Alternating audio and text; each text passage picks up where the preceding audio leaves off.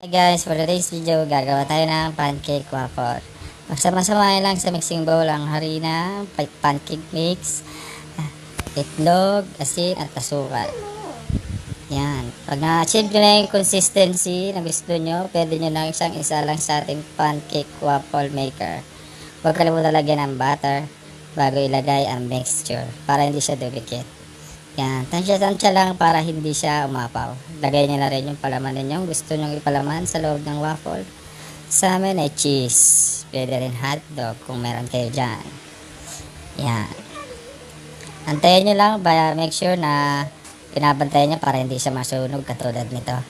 Pagkatapos, iikot nyo na para makapaglagay kayo ng panibagong mixture para mabuo at ma-achieve ninyo yung perfect waffle na mold natin.